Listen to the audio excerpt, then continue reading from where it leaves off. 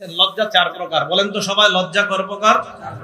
চার প্রকার। এক নাম্বার আল হায়াউ মিনাল্লাহ, আল্লাহকে লজ্জা পাওয়া। এটা মুখস্থ করতে হবে, আলেম ছাড়া অন্যরা, আলেমরা বুঝবে, ওনারা মুখস্থ রাখতে পারবে, অন্যরা আমার সাথে বলবেন। এক নাম্বার আল্লাহকে লজ্জা পাওয়া। বলেন লজ্জা কয় প্রকার? এক নাম্বার কাকে লজ্জা পাওয়া? দুই নাম্বার ফেরেশতাদেরকে লজ্জা পাওয়া। কাদেরকে? তিন নাম্বার মানুষকে লজ্জা পাওয়া। কাকে? চার নাম্বার নিজেকে লজ্জা পাওয়া। এবার আমি বলবো, আপনারা শুধু ওইগুলা বলবেন। এক নাম্বার কাকে? দুই, তিন, চার, নিজেকে। মনে থাকবে তো? লজ্জা চার প্রকার। এক নাম্বার আল হায়াউ মিনাল্লাহ, আল্লাহকে লজ্জা পাওয়া। দুই নাম্বার আল হায়াউ মিনাল মালাইকা, ফেরেশতাদেরকে লজ্জা পাওয়া। তিন নাম্বার আল হায়াউ মিনান নাস, মানুষকে লজ্জা পাওয়া। চার নাম্বার আল হায়াউ মিনান নাফস, নিজেকে লজ্জা পাওয়া। এক নাম্বার আল্লাহকে লজ্জা পাওয়া। এটা কি আল্লাহকে লজ্জা পাওয়া? কাকে বলে? আল্লাহকে লজ্জা পাওয়ার ক্ষেত্রে কোরআনের দুইটা আয়াত যদি পারেন 24 ঘন্টা মাথায় রাখবেন, তাহলে দেখবেন আল্লাহকে লজ্জা পাওয়া সহজ হয়ে যাবে। আল্লাহকে লজ্জা পাওয়ার একটা বাংলা মনে রাখবেন, ইয়াস্তাকিরু ফি নাফসিল আবদি আন্নাল্লাহা ইয়ারাহু ফি কুল্লি হিন। বান্দার অন্তরে এই কথা বদ্ধমূল হয়ে যাওয়া যে আল্লাহ আমাকে সদা সর্বদা দেখতেছেন।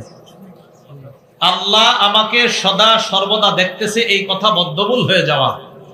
সূরা আলাকের 14 নম্বর আয়াত, সূরা কফের 16 নম্বর আয়াতটা মনে রাখবেন, না পারলে অর্থটা মনে রাখবেন, তখন দেখবেন গুনাহ ছাড়া কত সহজ হয়। সূরা আলাকের 14 নম্বর আয়াতে আল্লাহ বলেন, আলাম ইয়ালাম বিআন্নাল্লাহা ইয়ারা, মানুষ কি জানে না আল্লাহ তাকে দেখতেছে। আপনি গুনাহ করতেছেন, আল্লাহ বলে মানুষ তুমি কি জানো না আমি তোমাকে দেখতেছি। আলাম ইয়ালাম, মানুষ কি জানে না বিআন্নাল্লাহা ইয়ারা, মানুষ কি জানে না আল্লাহ তাকে দেখতেছে। তাহলে আমি আপনি গুনাহ করব, অন্তরের মধ্যে বদ্ধমূল থাকা আমি গুনাহ করতেছি, আল্লাহ আমাকে দেখতেছেন। সূরা আলাকের 14 নম্বর আয়াত। সূরা কফের 16 নম্বর আয়াতে আল্লাহ বলেন, ওয়ালাকাদ খালাকনাল ইনসানা ওয়া না'লামু মা তুওয়াসবিসু বিহি নাফসু, আমি মানুষ বানাইলাম, মানুষের অন্তর যা কুমন্ত্রণা দেয় এটা আমি জানি। ওয়া নাহনু আকরাবু ইলাইহি মিন হাবলিল ওয়ারিদ, তার গলার শাহদমনি এটার আরো কাছে আমি আল্লাহ থাকি। এই জন্য মনে রাখবেন, আমি আপনি মুখ দিয়ে আমি আরিফ বিন হাবিব কথা বলতেছি, আল্লাহকে এটাও জানি শুনি। আমি চুপচাপ আছি, ঠোঁট বন্ধ করে আছি, জিহ্বায় শুধু উচ্চারণ করতেছি, আল্লাহ কয় এটাও জানি এটাও শুনি। জিহ্বায়ও না, মুখেও না, মনে মনে কল্পনা করলাম, আল্লাহ বলে এটাও আমি জানি।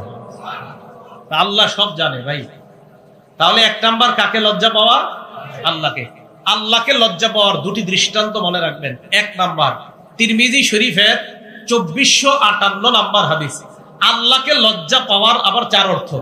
আহারে বুঝতেছি জানি মানুষগুলা, লজ্জা কয় প্রকার? এক নাম্বার কাকে লজ্জা পাওয়া? আল্লাহকে লজ্জা পাওয়ার আবার চার অর্থ। আল্লাহকে লজ্জা পাওয়ার কয় অর্থ? এই চারটা অর্থ নিব আমরা তিরমিজি শরীফের 2458 নাম্বার হাদিস থেকে। আব্দুল্লাহ ইবনে মাসউদ রাদিয়াল্লাহু তাআলা আনহু বর্ণনা, ক্বালা রাসূলুল্লাহ সাল্লাল্লাহু আলাইহি ওয়াসাল্লাম, আল্লাহ নবী বলেন, ইস্তাহিউ মিনাল্লাহি হাক্কাল হায়া, নবীজি বলে তোমরা আল্লাহকে যথাযথভাবে লজ্জা পাও। সাহাবারা বললেন, ইয়া রাসূলুল্লাহ ইন্না লানাস্তাহি ওয়াল হামদুলিল্লাহ, আমরা তো লজ্জা পাই, সমস্ত প্রশংসা আল্লাহ, আপনি আবার লজ্জা দ্বারা আমাদেরকে কি বুঝাইতে চান? আল্লাহ নবী জবাব দেয়, লাইসা যাকা, লজ্জা মানে এটা লজ্জা না, ওয়ালাকিন্নাল ইস্তিহিয়া মিনাল্লাহ, আল্লাহকে লজ্জা পাওয়ার মানে হলো চারটা বিষয়। এক নাম্বার আন তাহফাজার রাসা ওয়া মা ওয়া, এই মাথা আর মাথার আশেপাশের অঙ্গগুলা গুনাহ থেকে হেফাজত করা। দুই নাম্বার ওয়া তাহফাজাল বাতনা ওয়া মা হাওয়া, পেট আর পেটের সাথে যা লেগে আছে এগুলা গুনাহ থেকে হেফাজত করা। তিন নাম্বার ওয়া তাতাযাক্কারাল মাউত, তিন নাম্বার মরণকে স্মরণ করা। চার নাম্বার ওয়াল বিলা, মরণের পর তোমাকে মানুষ মাটির নিচে দাফন করে আসবে, ওই অবস্থায় তোমার কি হবে এই কথাটা স্মরণ করা। এই চারটা। চার নাম্বার অল বিলা মানে আপনি যে পচে গলে যাইবেন মাটিতে রাখার পর, এই কথাগুলা চিন্তা করা। আল্লাহকে লজ্জা পাওয়ার চার অর্থ। এক নাম্বার মাথা, মাথার আশেপাশের জিনিসগুলা গুনাহ থেকে হেফাজত করা। দুই নাম্বার পেট, পেটের আশেপাশের সব অঙ্গ প্রত্যঙ্গ গুনাহ থেকে হেফাজত করা। তিন নাম্বার মরণকে বেশি বেশি স্মরণ করা। চার নাম্বার আপনি যে মরে যাইবেন এরপর পচে যাইবেন এই বিষয়টা স্মরণ করা।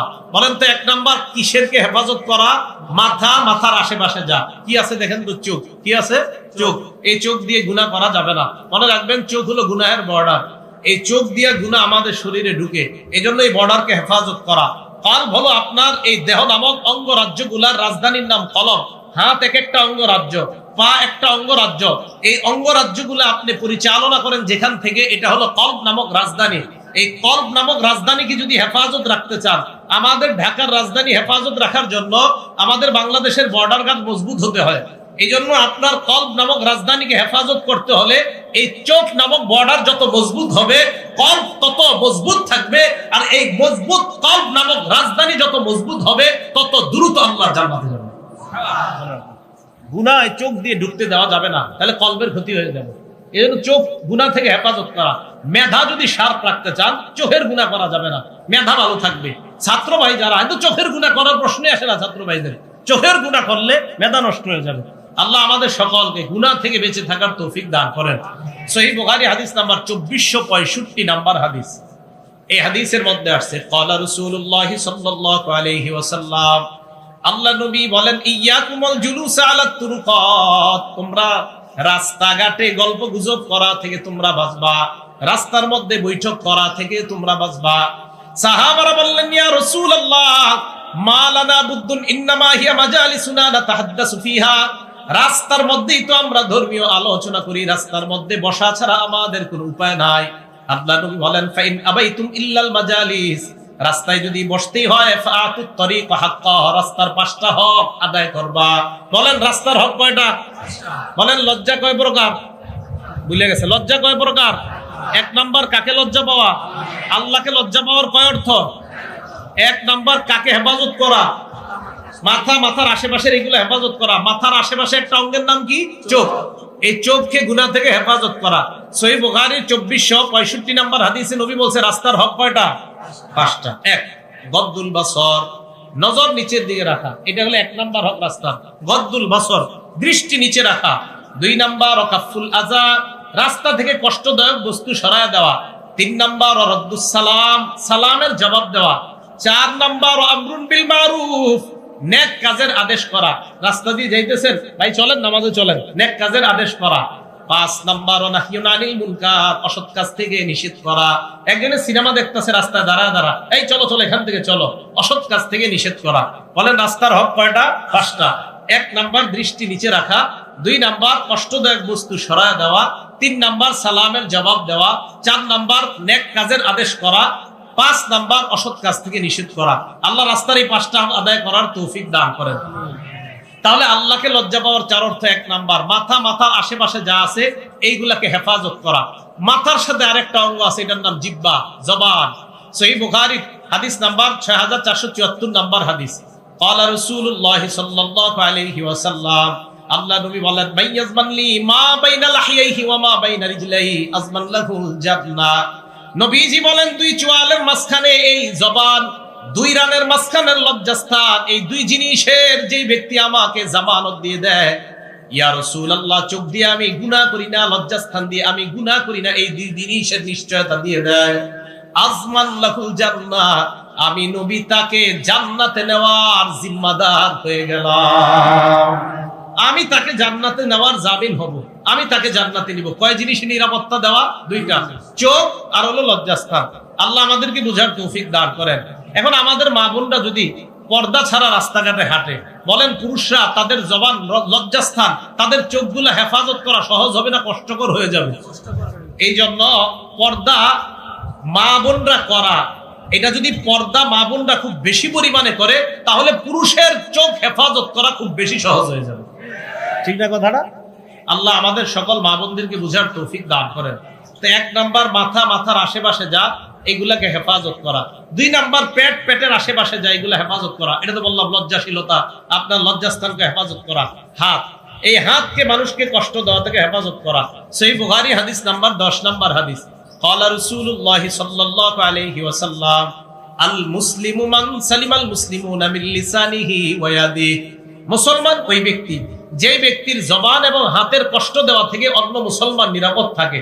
আমি মুখ দিয়ে কোনো মুসলমানকে কষ্ট দেই না, আমি হাত দিয়ে কোনো মুসলমানকে কষ্ট দেই না, তাহলে আমি প্রকৃত মুসলমান। ওয়াল মুহাজিরু মান হাজারা মা নাহাল্লাহু আন, মুহাজির প্রকৃত ওই ব্যক্তি যে ব্যক্তি আল্লাহর নিষিদ্ধ বিষয়গুলা থেকে নিজেকে বাঁচিয়ে রাখে, যে ব্যক্তি আল্লাহর নিষিদ্ধ বিষয় থেকে বেঁচে থাকে, সে হলো প্রকৃত মুহাজির। এখন মুখের একটা গুরুত্বপূর্ণ কথা বলবো, মুখ দিয়ে আমরা কিছু গুনাহ করি, যে গুনাহগুলা করা আমাদের জন্য আসলে ঠিক না। এক, এই মাইকের সামনে বসে আমরা অনেকে ইচ্ছাকৃতভাবে হইলে আল্লাহর কাছে ধরা, ভুল বশত হইলে আল্লাহ মাফ করবে, ভবিষ্যতে যেন না হয়। মাইকে বসে আমরা কি করি? আল্লাহর নামেও মিথ্যা কথা বলি, নবীর নামেও মিথ্যা কথা বলি। মাইকে বসে কার নামে মিথ্যা কথা বলে? আল্লাহর নামে। আবার কার নামে? নবীর নামে। মনে রাখবেন সূরা নিসা, ওয়ামান আসদাকু মিনাল্লাহি হাদিসা, আল্লাহর কথার চেয়ে সত্য কথা আর কারো কথা নাই। ওয়ামান আসদাকু মিনাল্লাহি কিলা, আল্লাহর কথার চেয়ে সত্য কথা আর কারো কথা নাই। ওয়ামান আযলামু মিম্মান ইফতারা আলাল্লাহি কাযিবা, আল্লাহর নামে মিথ্যা অপবাদ যেই ব্যক্তি দেয় ওই ব্যক্তির চেয়ে বড় জালেম আর কেউ নাই। এখন আপনি মাইকের সামনে বলতেছেন বৈশা, আল্লাহ এটা বলছে, আল্লাহ এটা বলছে, আসলে আল্লাহ এটা বলে নাই, এটা আল্লাহর নামে মিথ্যা অপবাদ, এটা আল্লাহ বলে নাই।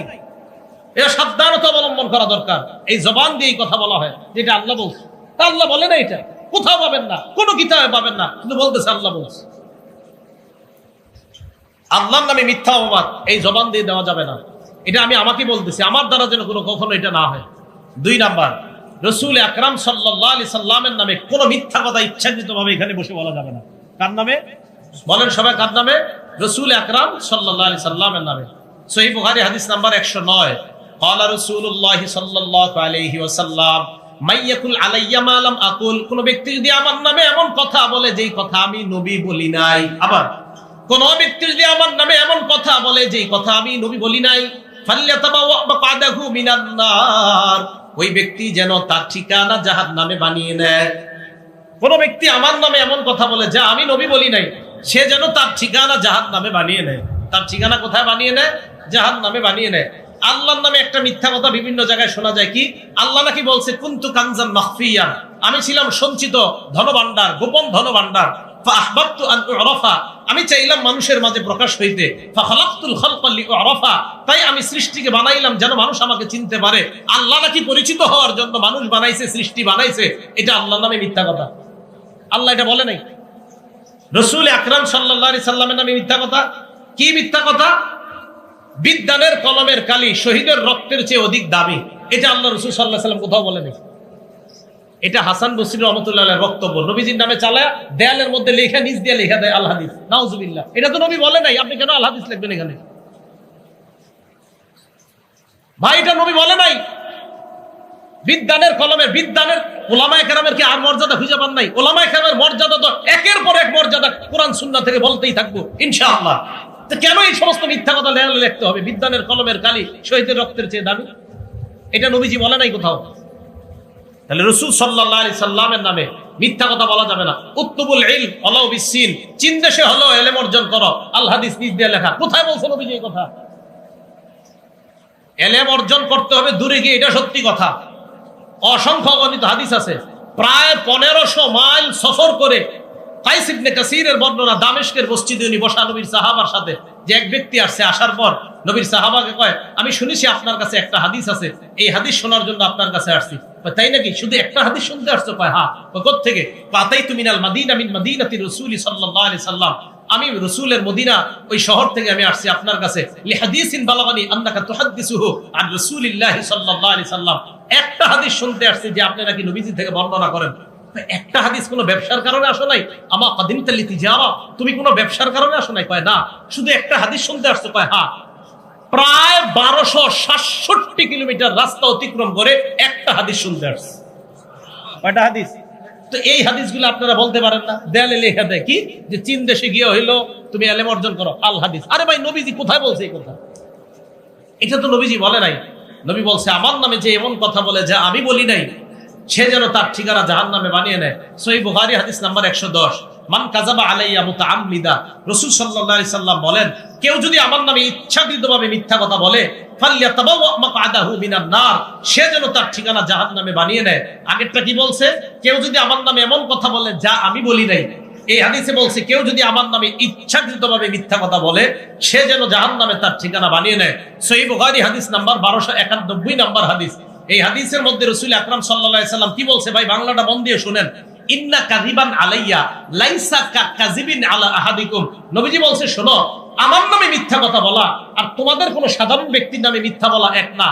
ওনার নামে আমি মিথ্যা কথা বলা এটাও অন্যায়, কিন্তু নবীজি বলেন উনি সাধারণ মানুষের নামে তুমি মিথ্যা বলা আর আমি নবীর নামে মিথ্যা বলার অপরাধ সমান না। মনে রাখবা, কোন মুসলমানের নামে তুমি মিথ্যা বলা এটাও ভয়ঙ্কর অপরাধ, তোমার ভয়ঙ্কর শাস্তি হবে, কিন্তু আমি নবীর নামে মিথ্যা কথা বলাটা এই অপরাধ দুইটা সমান মনে করবা না।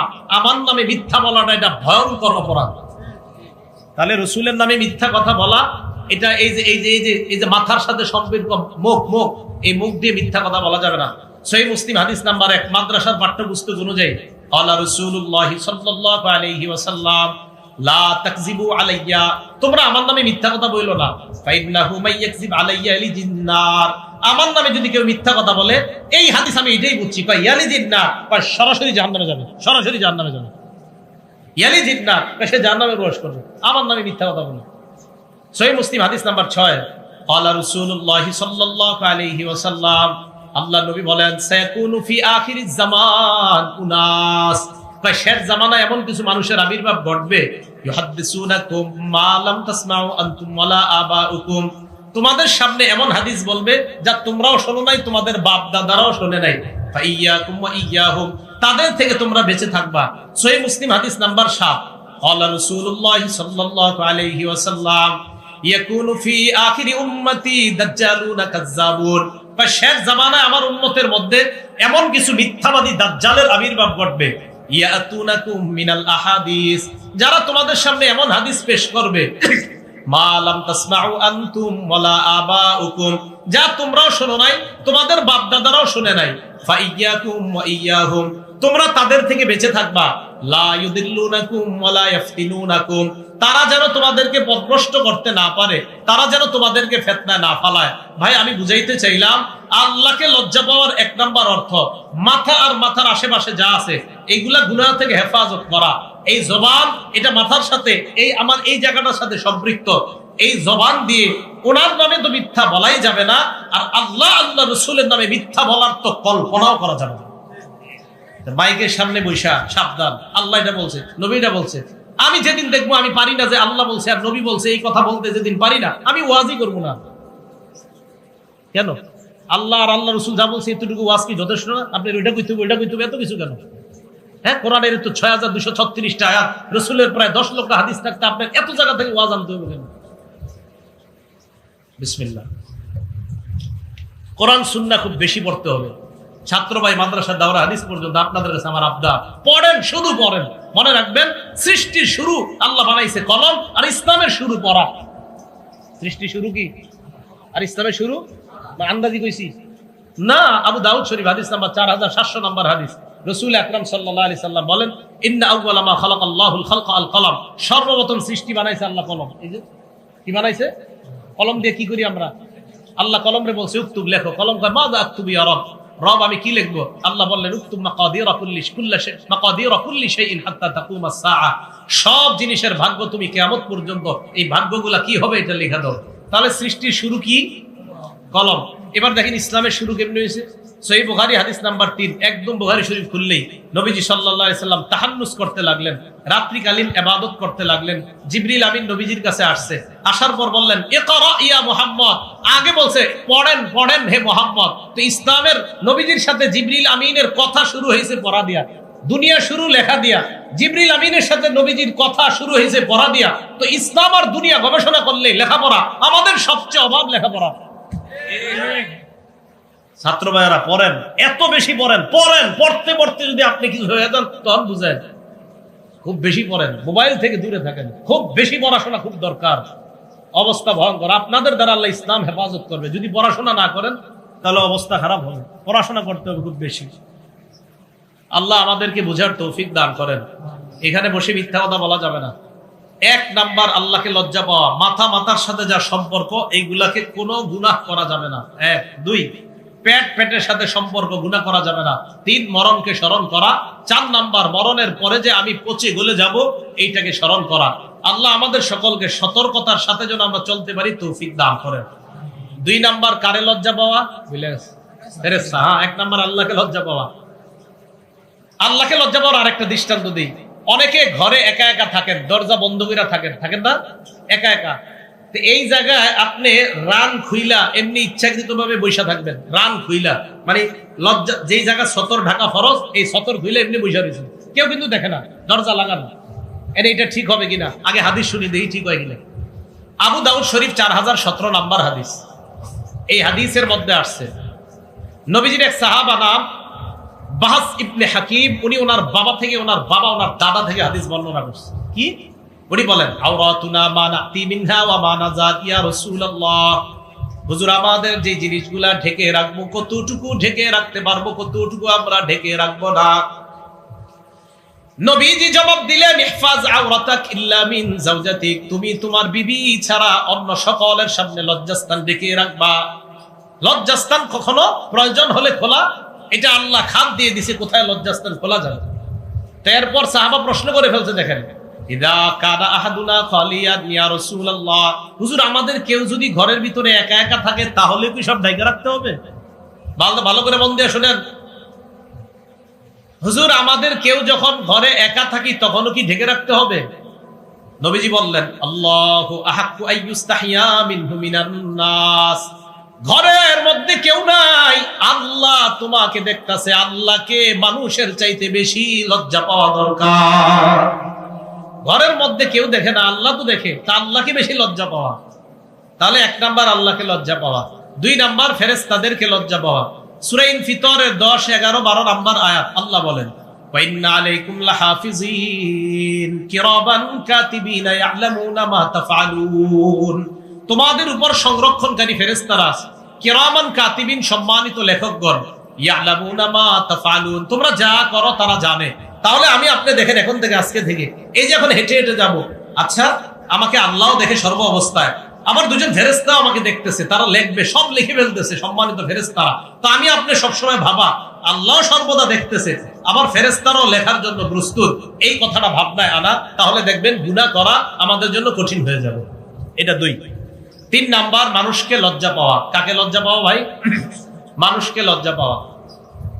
মানুষকে লজ্জা পাওয়ার উদাহরণ কি? নাসাই শরীফের 406 নাম্বার হাদিস, মন দিয়ে শুনেন। আপনাদের এলাকায় নদী আছে, নদীতে গোসল করেনি মানুষ, মানে একদম খোলামেলা গোসল করে, খোলামেলায় তাদের শরমে বুঝতেছেন না, দেয় তো সব। হ্যাঁ, পুরুষরা করে না গোসল, নারীরাও করে। হ্যাঁ জি করে। চিন্তা করে আমাদের এলাকায় না, সমস্যা নাই, আমাদের এলাকার নদীতেও করে, আপনাদের এলাকায় তো করে। আচ্ছা হয়তো আপনার এলাকা করে না, আমাদের এলাকার এদিকে নদীতে আমি দেখছি করে। ঠিক আছে, আপনাদের আল্লাহ হেফাজত করুন। তো নাসাই শরীফের 406 নাম্বার হাদিস, রাসূল আকরাম সাল্লাল্লাহু আলাইহি সাল্লাম, দেখেন আমাদের অনেক পুকুরেও খোলামেলা গোসল করে অনেক মা বোনরা, ঠিক না এটা? নবীজি সাল্লাল্লাহু আলাইহি সাল্লাম এক জায়গা দিয়ে যাইতেছে, আন্না রাসূলুল্লাহ সাল্লাল্লাহু আলাইহি ওয়াসাল্লাম রাআ রাজুলান ইয়াগতাসিলু বিল বারাজ, আল্লাহ নবী দেখলেন এক পুরুষ খোলা জায়গায় গোসল করে, নারী না পুরুষ, পুরুষকে দেখছে খোলা জায়গায় গোসল করে। ফাসাইদাল মিম্বার, আল্লাহ নবী মসজিদে গিয়ে মিম্বরে দাঁড়াইলেন, সাহাবারা অবাক, আল্লাহ নবী এই মুহূর্তে মিম্বরে কেন দাঁড়াইলেন? মিম্বরে দাঁড়ানোর পর ফাহামিদাল্লাহ ওয়া আসনা আলাই, আল্লাহ নবী আল্লাহর প্রশংসা করলেন, করার পর বললেন, শোনো তোমরা, ইন্নাল্লাহা হালিম, আল্লাহ ধৈর্যশীল, আল্লাহ সহনশীল, হাইয়ুন, আল্লাহ বড় লাজুক, সিত্তিরুন, আল্লাহ মানুষের দোষগুলা গোপন রাখে, আল্লাহ মানুষের দোষগুলা গোপন রাখে। শোনো একটু, তোমরা কি আল্লাহ তোমার দোষগুলা গোপন রাখে, তো তোমরা দি নিজেদেরকে গোপন রাখো না? পরে কি করে দেখেন, তোমাদের কেউ যখন গোসল করো একটু পর্দা টর্দা দিয়ে গোসল করো। পুরুষরে কইছে, নারীরে না। তাহলে নারীদেরটা কি বলবেন? একটা পুরুষকে দেখছে খোলা জায়গায় গোসল করে, তো নবীজি সাল্লাল্লাহু আলাইহি সাল্লাম বললেন, আর আরেকটা কথা, এমনিও পুরুষরা, আমরা যারা ছাত্র ভাইরা গোসল করি, একটা গামছা রাখা দরকার গোসল করার সময়, অন্য যেন আপনার শরীরের দিকে নজর না দেয়। আল আইনু হাক্কুন আর নজরু হাক্কুন, নজর কিন্তু লেগে যায়। তা আপনার উপরে হিংসুক নজর যদি লেগে যায়, আল্লাহ না করুক আপনার শরীরের উপর লেগে যাইলে দেখবেন এই যে শরীর ভাঙা শুরু হবে। হাদিস দ্বারা প্রমাণিত, হিংসার উপর আমার বয়ান আছে লম্বা, তো এই হাদিসগুলো প্রমাণিত। এই জন্য আমরা যারা গোসল করি পুরুষরা, ছাত্ররা একসাথে করতে হয়, তো আমরা অন্তত গামছা রাখা, আমার শরীর যেন অন্য কেউ না দেখে, এই বিষয়গুলো খুব সতর্ক থাকা। আপনারা যারা বাচ্চাদেরকে গোসল করান, বারান্দায় এদেরকে শীতকালে রোদ্রে দাঁড় করান, খালি গায়ে দাঁড় করায় না, আল্লাহর হস্তে এই বাচ্চার উপর কারো নজর লেগে যেতে পারে। মাঠে খোলা গায়ে বাচ্চাগুলারে ছেড়ে দিবেন না, অন্য কারো নজর লাগতে পারে। তো রাসূল আকরাম সাল্লাল্লাহু আলাইহি সাল্লাম বললেন, তোমাদের কেউ যখন গোসল করে সেজন্য একটু পর্দা দিয়ে গোসল করে। এবার আসেন, এটা হলো নাসাই শরীফের 406 নম্বর হাদিস। আরেকটা হাদিস শুনেন, আবু দাউদ শরীফের 4014 নম্বর হাদিসের বর্ণনা। এই হাদিসে একজন সাহাবা আছে নাম জারহাদ। কি নাম বলেন তো? জারহাদ। এই জারহাদ রাদিয়াল্লাহু তাআলা আনহু বলেন, জালাসা রাসূলুল্লাহ সাল্লাল্লাহু আলাইহি ওয়াসাল্লাম ইনদানা, আল্লাহ নবী আমাদের সামনে বসলেন। আমাদের সামনে যখন আল্লাহ নবী বসলেন, ওয়া ফাখিজি মুনকাশিফা, নবী যখন আমাদের সামনে বসলেন, আল্লাহ নবীর সামনে যখন আমরা বসা, আমার দিকে তাকায় দেখে আমার উরুদেশ খোলা, আমার রান খোলা। ওয়া ফাখিজি মুনকাশিফা, আমার রান খোলা। আল্লাহ নবী আমার দিকে তাকায় বললেন, হে মিয়া, আমা আলিমতা আন্নাল ফাখিজা আওরা, তুমি কি জানো না রান যে ঢেকে রাখতে হয়? এখন পুরুষ তো দূরের কথা, আমাদের মা বোনদের রান খোলার জন্য, এই মা বোনদের রান যেন দেখা যায়, সতর যেন দেখা যায়, যা ঢেকে রাখতে হবে, এই স্লোগান বর্তমানে পোশাকের স্বাধীনতার নামে দেওয়া হচ্ছে। বিশ্বাস করেন, এটা নারীর সম্মান বাড়ানো হয় না, এটা নারীকে বেহায়া আর জারজ সন্তান পয়দা করার রাস্তা খুলে দেওয়া হয়। মা বোন সম্মানের জিনিস। পুরুষের রান, রাসূল সাল্লাল্লাহু আলাইহি ওয়াসাল্লাম, এই মিয়া তুমি জানো না আমা আলিমতা আন্নাল ফাখিজা আওরা, রান ঢেকে রাখতে হয়। আমাদের যুবকরা নতুন ফ্যাশন, এখন হাফ প্যান্ট পরে, ঢাকা এখানে খবর জানি না, ঢাকা হাফ প্যান্ট পরে রান খোলা রাখে। আবার আমাদের দেশে দেখছি আপনার যারা ওই যে আপনার রাতের বেলা যে দিয়ে রাখে, সকালবেলা আপনার খেজুরের রস পাওয়া যায়, যারা দেয়, এটা কি করে আপনাদের দেশে জানে, যারা গাছের ভিতরে ওটা ঝুলায়। তো আমাদের দেশে দেখছি আমি অনেকে ঝুলায়, যখন একটা কাঁচা দেয়, ওনার মাশাআল্লাহ সব দেখা যায় একদিন কাঁচা দিয়ে উনি উপরে। আপনার দেশে কৃষকরা কাজ করে মাঠে, কাঁচা দেয় না কখনো? হ্যাঁ, এবার যারা কাঁচা দেয়, রাসূল সাল্লাল্লাহু আলাইহি ওয়াসাল্লাম বলছেন, আমা আলিমতা আন্নাল ফাখিজা আওরা, এই মিয়া জানো না এগুলা ঢেকে রাখতে হয়? তাহলে এইভাবে কাঁচা দিয়ে এগুলা খোলা, এটা জায়েজ না হারাম? এটা হারাম, এটা করা যাবে না। আল্লাহ হেফাজত করেন। আবু দাউদ শরীফের 4015 নম্বর হাদিস। এই হাদিসটা ঘরে টানায় রেখে লেখা, প্রতিদিন একবার দেখবেন, দুইকা আবার বের হওয়ার সময় দেখবেন। কৃষক ভাইরা এটা দেখে বের হবেন, দুইকা আবার এটা দেখবেন। হযরত আলী রাদিয়াল্লাহু তাআলা আনহুর বর্ণনা, ক্বালা রাসূলুল্লাহ সাল্লাল্লাহু আলাইহি ওয়াসাল্লাম, আল্লাহ নবী বলেন, লা তাকশিফ ফাকিজা, আলী তুমি তোমার রান উরুদেশ কারো সামনে খুলবা না। এবার আল্লাহ নবী যেটা বললেন, আলী ওয়ালা তানজুর ইলা ফাকিজি হাইন, জীবিত ব্যক্তির রানের দিকে দেখবা না। তো জীবিত ব্যক্তির রানের দিকে না দেখা, এটা তেমন, এটা একটা বলছে নবী। এবার কি কয় দেখেন, ওয়ালা ফাখিজি মাইয়িতিন, মরা ব্যক্তির রানও দেখবা না। মরা ব্যক্তির রান দেখা দিশের। কৃষক যারা কাজ করে সবাই মরা না জীবিত? তাহলে মরা ব্যক্তির রান দেখা যদি নিষেধ হয়, জীবিত ব্যক্তির রান দেখা বা দেখানো জায়েজ না হারাম? হারাম। আল্লাহ আমাদেরকে এগুলো থেকে বেঁচে থাকার তৌফিক দান করেন। আরেকটা হাদিস শোনেন, আবু দাউদ শরীফের 4016 নম্বর হাদিস। এক সাহাবা পাথর নিচে মাথায়, আমাদের দেশেও এরকম বোঝা বহন করে, মাটি নেয়, পাথর নেয়, তো কাঁচা দেয়। এক সাহাবা পাথর নিচে, উনি বলেন, হামালতু হাজারান সাকিলা, আমি ভারী পাথর আমার মাথায় নিলাম, হঠাৎ আমার লজ্জাস্থান থেকে কাপড় পরে যায়। আল্লাহ নবী আমাকে বললেন, আলাইকা বিল আউরা, এই তাড়াতাড়ি ঢাকো। কি করো? তাড়াতাড়ি ঢাকো। লা তামশু উরাতা, তোমরা উলঙ্গ হয়ে হাঁটবা না, উলঙ্গ হয়ে হাঁটবা না। ছেলেদের জন্য, যাদের বালেগ হয়ে গেছে তাদের জন্য মনে রাখবেন, এই হাফ প্যান্ট পরে রাস্তাঘাটে হাঁটা হারাম, কাউকে দেখানো রান হারাম, কেউ তার রানের দিকে দেখা হারাম। আল্লাহ এই হারাম থেকে বেঁচে থাকার তৌফিক দান করেন। আবু দাউদ শরীফের 4018 নম্বর হাদিস। এটা আপনাদের ঘরের জন্য, সবাই মনে রাখবেন। ঘরে সন্তান যখন বড় হয়, বিছানা আলাদা করে দেন, ছোট থেকে আলাদা করেন। মাঝখানে আপনি শোন, ছোটবেলায় আপনি মাঝখানে শোন, বিবির দুই সন্তানের মাঝখানে শোয়ান, দুইজনে এই দুই সন্তান একসাথে শোয়াবেন না। ক্বালা রাসূলুল্লাহ সাল্লাল্লাহু আলাইহি ওয়াসাল্লাম, আল্লাহ নবী বলেন, লা ইয়ানজুরুর রাজুলু ইলা আওরাতির রাজুল, কোন পুরুষ যেন অন্য কোন পুরুষের লজ্জাস্থান না দেখে। ওয়ালাল মারআতু ইলা আওরাতিল মারআ, অন্য বর্ণনায় ইলা উরিয়াতিল মারআ, কোন নারী যেন অন্য কোন নারীর লজ্জাস্থান না দেখে। ওয়ালা ইউফজির রাজুলু ফি সাওবিন ওয়াহিদিন ওয়ালাল মারআতু ফি সাওবিন ওয়াহিদিন, কোন নারী আর কোন নারী, দুই নারী এক বিছানা, এক কাঁথার নিচে যেন না ঘুমায়, দুই পুরুষ দুই ছেলে যেন এক কাঁথার নিচে না ঘুমায়। দুই ছেলে আছে আপনাদের, এই দুই ছেলে একসাথে রাখেন না, ছোট থেকে আলাদা রাখেন। হ্যাঁ, আলাদা রাখেন, এটা অনেক ফায়দা পাবেন, অবশ্যই ফায়দা পাবেন। আর ছেলে মেয়ে একসাথে তো রাখবেনই না ছোটবেলা থেকে। রাসূল আকরাম সাল্লাল্লাহু আলাইহি সাল্লাম বললেন, ওয়ালা ইউফজির রাজুল ইলা রাজুলি ফি সাওবিন ওয়াহিদ, এক ছেলে আরেক ছেলের সাথে এক কাঁথার নিচে, এক মেয়ে আরেক মেয়ের সাথে এক কাঁথার নিচে, এটা ঠিক না। অনেকের সামর্থ্য কম, কিন্তু চেষ্টা করেন। বিছানা যদি আলাদা করতে, খাট যদি আলাদা করার সামর্থ্য না থাকে, এক বিছানায় অন্তত আলাদা চেষ্টা করেন, মাঝখানে বালিশ দিয়ে সেপারেট করার চেষ্টা করেন। অথবা আপনারা যারা ঘরে থাকেন, মা থাকলে ছোটবেলা থেকে সন্তান দুইটার মাঝে আপনি শোন, যদি স্বামী অন্যত্র থাকে। বাবা যারা আছেন আপনারা বিষয়গুলো খেয়াল রাখবেন। কথাগুলো ভাই মনে থাকবে তো ইনশাল্লাহ। এগুলো হলে ইনশাল্লাহ ছোট থেকে সন্তানগুলা লাজুক হবে। আল্লাহ সবাইকে লজ্জাশীলতার গুণে গুণান্বিত হওয়ার তৌফিক দান করেন। আমাদের নবী কেমন লাজুক ছিল একটু শুনবেন। সহিহ বুখারী হাদিস নাম্বার 6102 নাম্বার হাদিস। এই হাদিসের মধ্যে আছে, কানা রাসূলুল্লাহ সাল্লাল্লাহু আলাইহি ওয়াসাল্লাম আশাদ্দা হায়াআম মিনাল আযরা'i ফি খিদরিহা। একজন কুমারী নারী পর্দার আড়ালে যতটা লাজুক, এর চাইতে বেশি লাজুক ছিলেন আমাদের নবী। একটা কুমারী মেয়ে পর্দার আড়ালে যতটা লাজুক, এর চেয়ে বেশি লাজুক ছিলেন মুহাম্মদ সাল্লাল্লাহু আলাইহি ওয়াসাল্লাম। আম্মা জান আয়েশা সিদ্দিকা একটা হাসির হাদিস আমাদেরকে শোনাইছে, শোনামুনি। সহিহ বুখারী হাদিস নাম্বার 314। এই হাদিসের মধ্যে আছে, এক নারী নবীজির কাছে মাসালা জিজ্ঞেস করতে আসছে। আসার পর কয়, ইয়া রাসূলুল্লাহ, আন্না ইমরাআতান সালাতিন নবী সাল্লাল্লাহু আলাইহি ওয়াসাল্লাম আন গুসলিহা মিনাল হাইজ। আমাদের মা বোনরা মাসে একটা অসুস্থতা হয়, যেটা আপনারা জানেন। তো এই অসুস্থতায় এক নারী নবীজির কাছে আসছে। আয়েশাকে, হুজুর আমি পবিত্র হব কিভাবে?